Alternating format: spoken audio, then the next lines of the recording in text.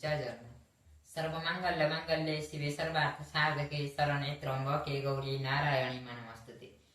आम जो श्रीमंदिर जाइए देखिए स्वयं चतुर्धा विग्रह रत्न सिंहासन उपर विराजमान कर सर्वपुरुषों मध्य सर्वोत्तम से स्वयं प्रभु जगन्नाथ जगन्नाथ से विराजमान कर क्षेत्र को कही श्री पुरुषोत्तम क्षेत्र।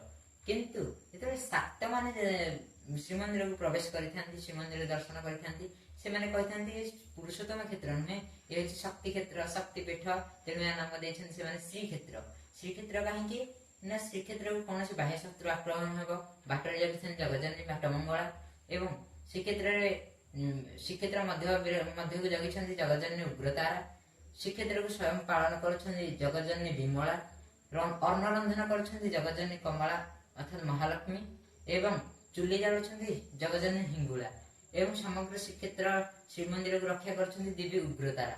तेणु यह कहले कि श्रीक्षेत्र आम यदि कह स्वयं चतुर्था विग्रह जो मैंने रत्न सिंहासन उपर विराजमान कर बलभद्र बलवाड़ समंत बलभद्र जगजननी भद्रा एवं महाप्रभु जगन्नाथ से तो विष्णु ना किंतु शाक्त मैंने अति सुंदर भाव कहले उग्रतारा शूल पाणी सुभद्रा भुवनेश्वरी नीलाद्रौतु जगन्नाथ साक्षात दक्षिण काली।